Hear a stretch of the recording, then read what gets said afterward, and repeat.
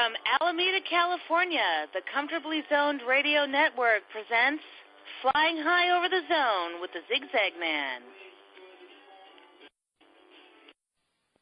I am back, and you are flying high over the zone with me, Ralph Tyko, in Alameda, California, right across the bay from San Francisco in the eastern part of the Bay Area, where the weather's a little more copacetic, generally. Today it's rainy and overcast, but I'm a happy guy because I have a terrific guest.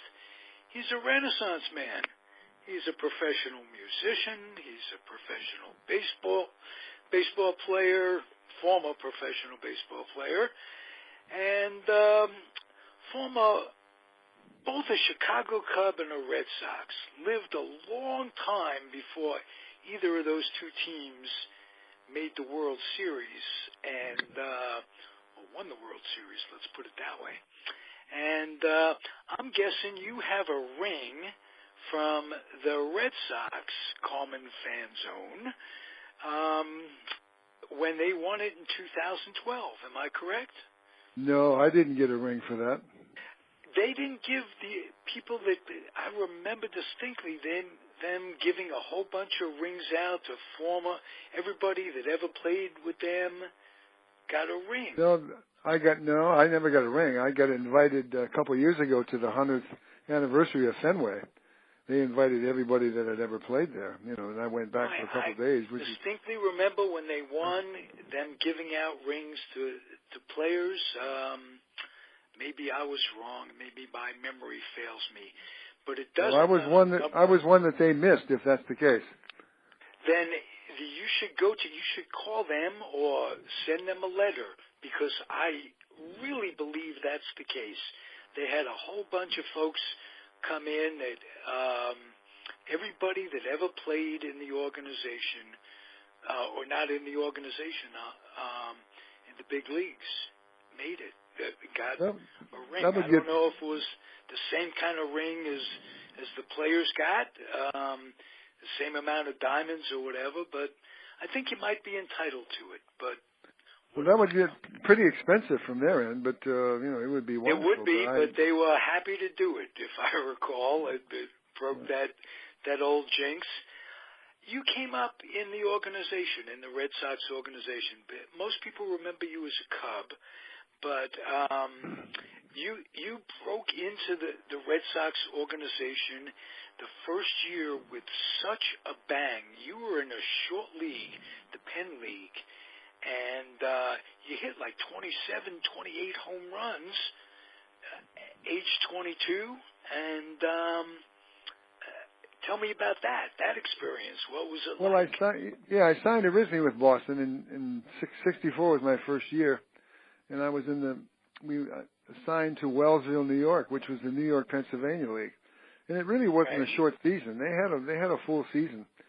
Okay. I thought that was a short A. No, it wasn't. It was a full season. I was there till around mid-July, and I was having a pretty decent year. So they elevated me to Winston-Salem of the Carolina League. So at that point, I was happy to get promoted, but I think the way it ended up, it took the glamour off of a great year, because I was hitting about 390 at Wellsville and had about 20 home runs there, and then they elevated me, and I ended up hitting, I think, 300 the rest of the year at Winston-Salem, and ended up with about 27 home runs total. But they didn't, after that season, they didn't protect me, so I just got a AAA contract the next year. But I have wonderful memories. You're from Michigan, and you grew up a Tiger fan. And, of course, I'm from Detroit. You must know the name Paul Maxwell, who. Oh, sure. From Paul, Michigan. Into Yankee Stadium on Sundays and hit home runs and beat the Yankees consistently. Charlie Maxwell. He was from Paul, Michigan, and his nickname was Paul because he was from there. I remember as a kid. Now, what was Can you think back, because you had to have fallen in love with the game, there must have been one moment. Can you think back maybe your first game that somebody took you to that really got the juices flowing?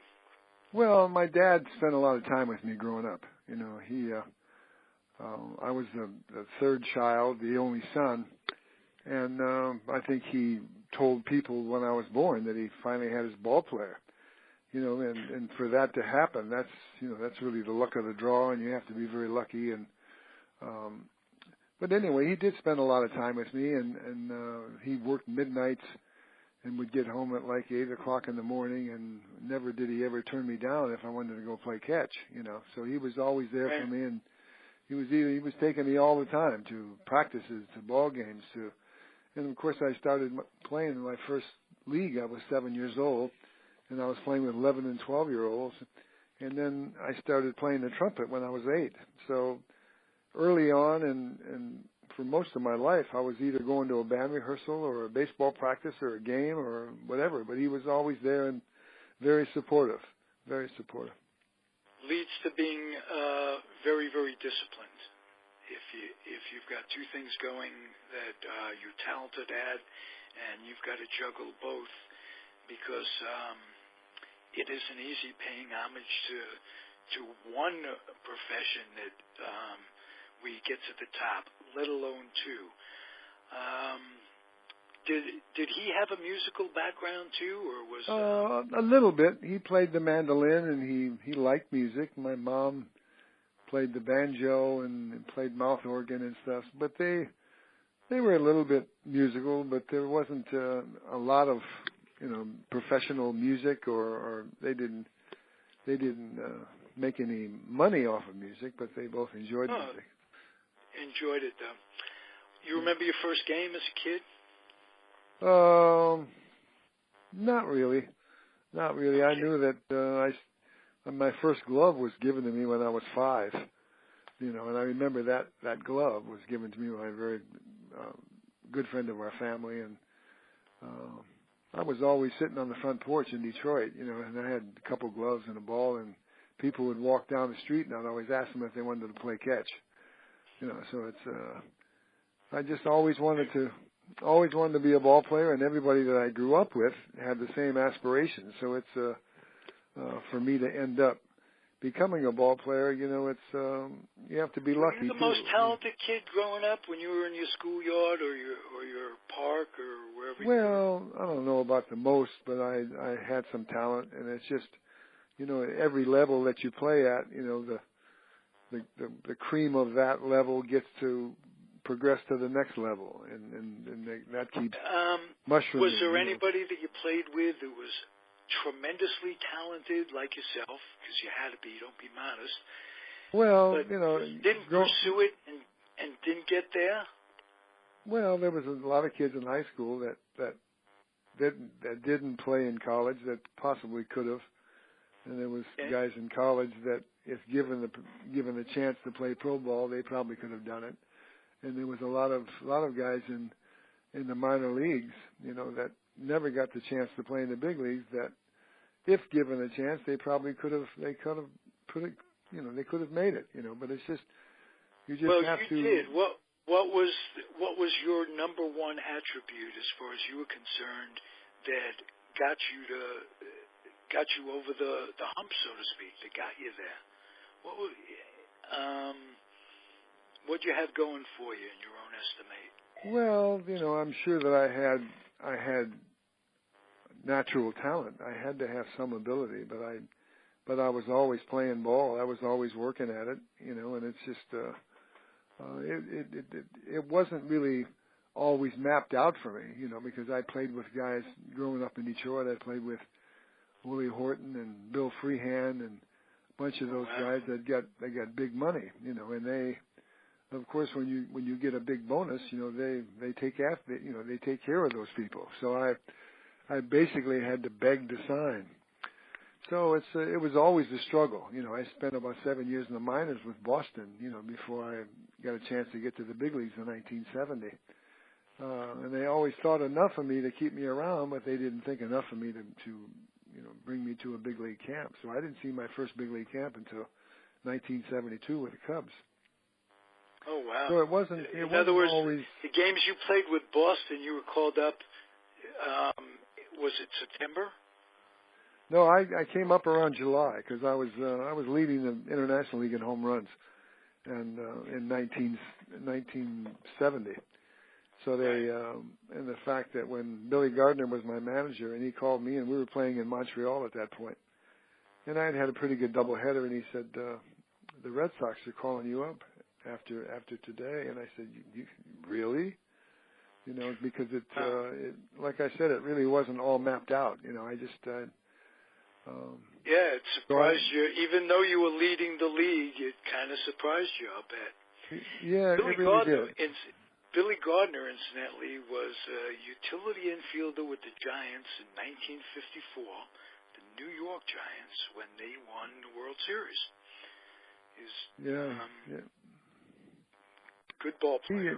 He spent time with, I think, with Baltimore and the Yankees, and I think possibly Boston a little bit. But he was a wonderful guy, and I just loved playing for him. And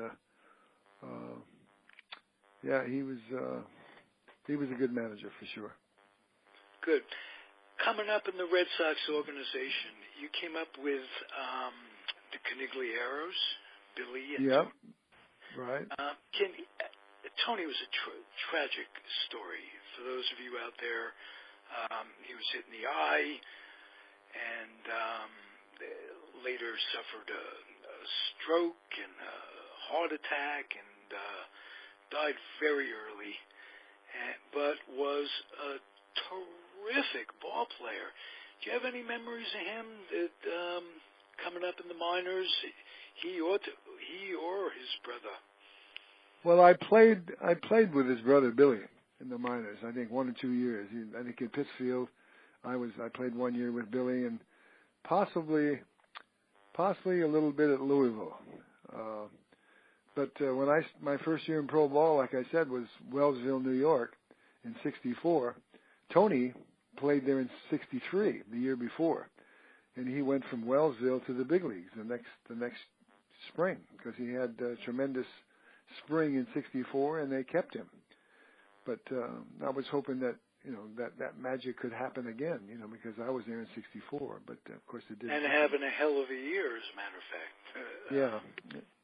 But when I got to the Red Sox in '70, Tony and Billy were both there. So it was kind of a strange club.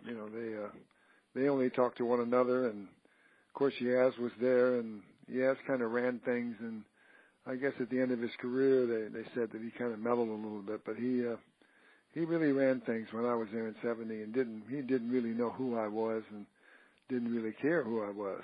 He talked to Reggie Smith, and they just talked to one another. So it was really a strange club. Reggie Smith was one hell of a ball player, wasn't he? Oh boy, when he first broke in, I saw him in spring training. He broke in as the third baseman. He had one of the strongest arms I had ever seen. He would throw a ball from third base that would almost hit the mound, and it would rise just from across the diamond. It was so strong, and it was kind of tragic and ironic that he ended his career with shoulder problems, because that's really what got him to the big leagues. And he was a big guy, and of course he was a switch hitter, and he had a nice career. Played with the Dodgers for a while. I think he might have even been a Giant for a while. I don't know. He had some good years with the Dodgers for sure. Yeah.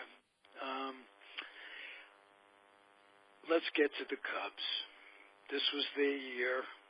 I have to ask you about Ernie Banks. Your career's, he was at the end when you played with them. When I first came up, the end of the '71 season, I had a pretty good year at Tacoma, and we had won the pennant out in the Pacific Coast League. So I got called up for the last month of the season, and that was his last year as a player, '71. So I got to be around him for a little bit, and then the last weekend of the season, he started at first base, and I got to start at third base. So I got to play a weekend series with him in the same infield. Oh wow! And then the next couple of years, he was a coach, so he hit me numerous ground balls at third base. You know, but yeah, he was quite a guy. Quite a guy. Was there more to him than just let's play two? Was he deeper in a way that we don't know about as fans? We just see a happy guy.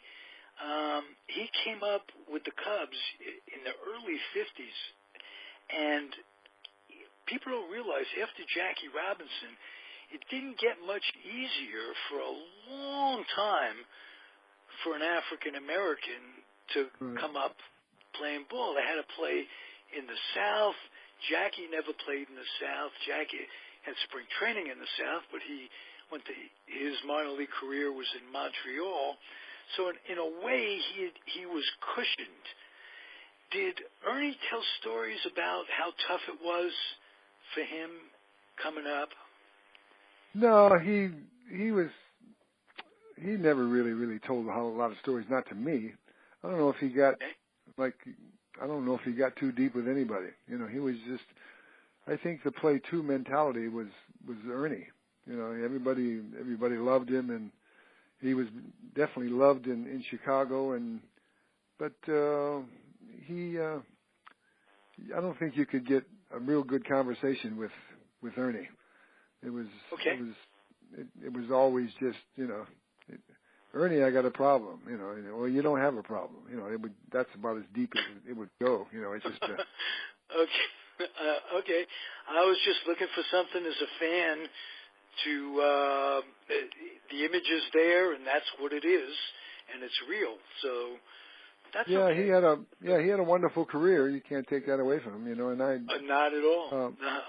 He was the wonderful career. Premier shortstop when I was growing. He and Louis Aparicio in the other league when we were growing up. We were pretty much the same age, and he was a tremendous hitter and underrated in the field at short for a while. He was pretty decent given that he had 500 home runs to go along with in his package.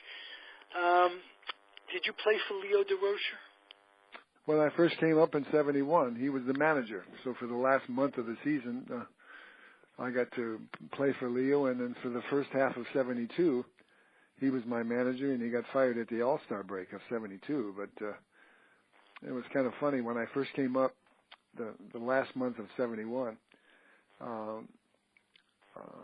I was supposed to meet the club in Pittsburgh because I drove my car. I was in Tacoma, and I flew home and asked them if I could drive my car to Chicago. They said, sure. So I drove to Chicago and got lost going to the airport. I was supposed to meet the club in Pittsburgh. And I finally get to the airport, and it's about, I missed my flight anyway to Pittsburgh. So I called the traveling secretary at that point, was Blake Cullen, and I said, Blake, I missed my flight. Do you want me to just stay here because the Cubs are coming home tonight after the game? He said, no. He said, Ronnie's not feeling good. Sano's not feeling good, and Leo may need you tonight, so just get the next flight. Get here whenever you can get here. So I take the next flight. I get into Pittsburgh, and I think it's about 8:00 when my flight arrived. The game started at 8. So by the time I get to the ballpark and get a uniform and get to the dugout, it's like the third or fourth inning, and I had such a horrendous day. And when I drove from Detroit to Chicago, you know, it was a very hot summer day. I didn't have air conditioning in my car, so I was just completely wiped out by the time I got to Pittsburgh.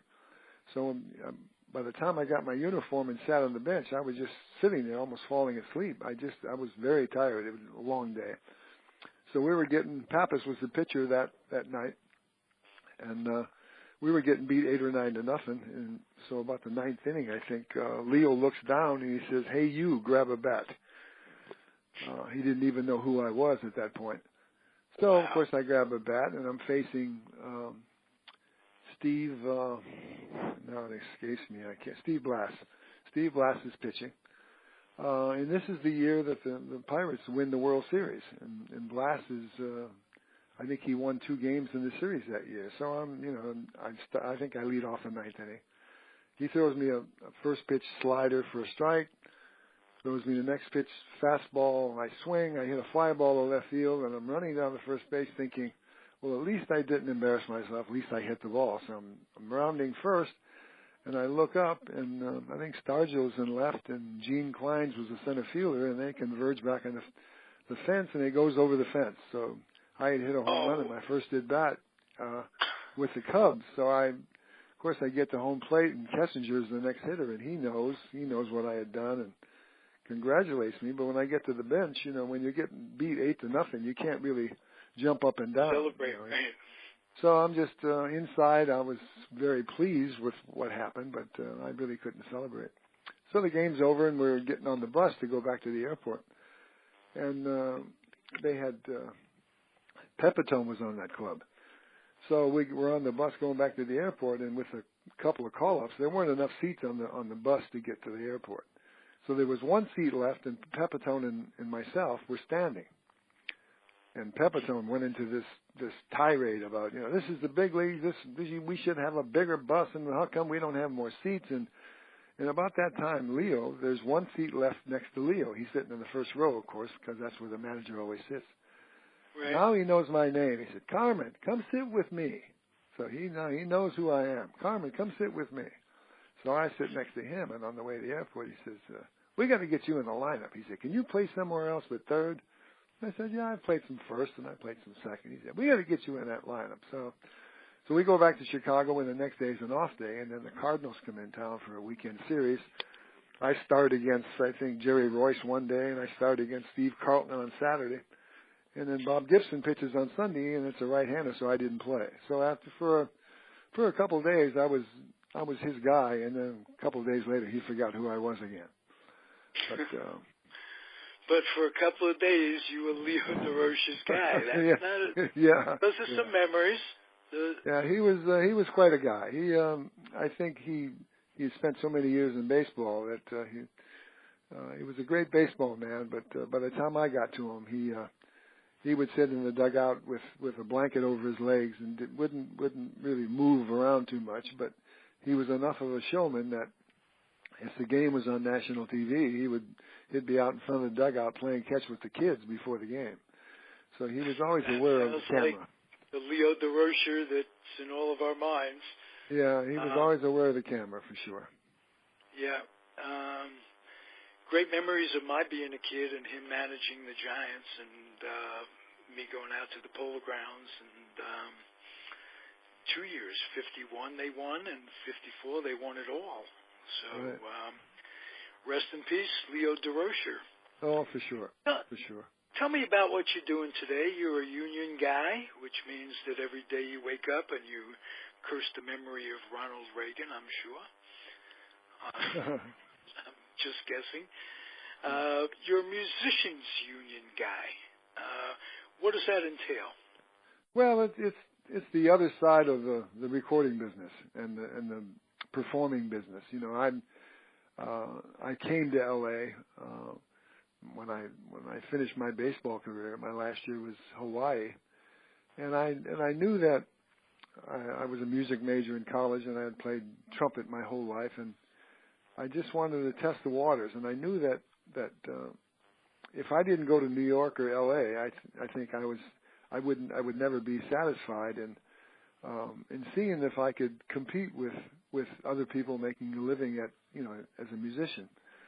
So my last year in pro ball was Hawaii after I got released from the Cubs. So I was there in '75 and ended up breaking my ankle about a month into the season, so which ultimately was the end of my career. But while I was there, I started to play some music and met a couple trumpet players there in Hawaii that had been through the scene here in L.A., so they kind of convinced me to come here. So that's how I really ended up here and not New York. And I was kind of, glad that I didn't go the New York route because I ended up meeting my wife here, and it's worked out real good. In fact, yesterday was our 31st anniversary was yesterday. So and I'm married to a vocalist that I was a fan of. Sue has been nominated for 4 Grammys, so she's still recording. She just has a new Christmas CD that just came out a month or two ago, and I'm a tremendous fan. What is her last name? Sue Rainey, Raney. Sue Rainey. If you Google her, she's We'll definitely YouTube that one. Yeah, she's got a bunch of things on YouTube, and she's special. She's really special. Oh, nice. And I'll bet she thinks you're special. So. Well, yeah, we're kind of very supportive. Kind of in love, for sure. Yeah.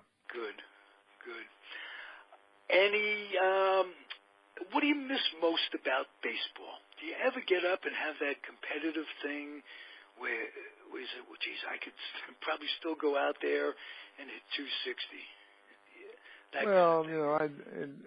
When I first, I've been out of baseball now since '75, so it's a number of years, and I still keep in, pretty good shape. I run every night, and I'm still playing tennis, but I've been doing fantasy camps with Randy Hundley for about the last 30 years. So. Oh, really? I didn't know that. Yeah, that's about the only time I, think about baseball or put a uniform on is once a year in January. But I know, the talent level is just off the charts, and I don't have any delusions of grandeur that I could still go out and play. Oh. I know. I know, but I'm just talking the competitive juices. Yeah. You take it out on the tennis court, I'm sure. Well, I like to be competitive, but I'm not a Lenny Dykstra type, But I like to compete. I like to play. I like to exercise. I like to run. I like to be fit. It's very important to me, and it affords me to be able to eat what I want and that sort of thing. So it's still a big part of my life, but I'm not really that competitive where I have to be competing all the time. You're the consummate jack of all trades, and if you had pursued either baseball or music full time and put all your energy into that, would things have been different, do you think? I don't think so. I had managers in baseball in the minors that didn't trust me because after the game, I was looking for a place to play my horn, and they wanted me to go back to the hotel and talk about the game, and I don't think that I had done as much as I could do on the field, and the game was over, and I wanted to go pursue my music, and I don't think that I would have. I never think about that. I've had a wonderful life, and the fact that I've had two. I didn't mean the question in a negative way. I meant it. Yeah. That's always a possibility, Ralph. But I don't know. I've never really thought of it that way. Okay. I always felt that I could do more in both fields. But I worked hard at both fields, and they've ended up where they've ended up. It's just, and I'm pretty satisfied with that. Even though I still practice every morning. I come in about a half hour early before I come to work, and I still trying to figure it out. You just never physically. It's over for me as far as a ball playing career. But musically, you can play music as long as you can breathe. So it's. So I still have that. I still have that. Just got back from New York. I went to the Louis Armstrong Museum, about 10 blocks from where I grew up in Queens. Right. And he played well into his 70s. And sure. Never missed a beat. Is a good example of that. Hey, Carmen, this was fun. I enjoyed getting to know you. Oh, Ralph, me too, and I'm glad that you contacted me, and it's been fun reminiscing and remembering. I don't think much about the old days, but I still get about one or two requests every week or two for people sending me my baseball cards to have them signed and stuff. So it's amazing that after all these years that people still find them, and I'm just so happy to be able to sign my name on something, and it brings back a lot of memories for sure. Hey, you're a gentleman, and believe me, your kind of attitude, it is. You don't have that fan experience with players today. You know, they're at a different level. So I don't think there'll be fantasy camps 30 years from now. I don't think the players. I don't know. So you're from a different era, and it's really nice. It's a piece of America that's missing. Let's just put it that way. Right. Thanks for being here. Oh, thank you, Ralph. And it's, no. Pleasure. I didn't mean to interrupt right there. What were you going to say? No. It wasn't anything special. I was just going to thank you for having me. That's all. Oh, my pleasure. Believe me. And I hope we can do it again sometime. And if you get up to Northern California, you're in Hollywood, California. Right. I work in Hollywood, and I live in Sherman Oaks, which is about 10 miles north of Hollywood. So it's I've been out here for about 40 years now. It passes pretty quick. If you get up here, come on by. We'll feed you well. Well, I have your number, and hopefully we can keep in touch, Ralph. That'd be great, Carmen. Thank you very much. It's a pleasure to all of you out there. I just want to tell you to keep on keeping on. Talk to a man who spent 7 years working his craft in the minor leagues to make it to the bigs. It takes persistence and it takes dedication. And baseball's a microcosm of life. So anybody out there, whatever you're doing, do what Carmen Fanzone does. See you later, guy. Thanks, Ralph. Have Bye-bye. a great one. Bye, Thank everybody. You. Bye-bye. Bye-bye.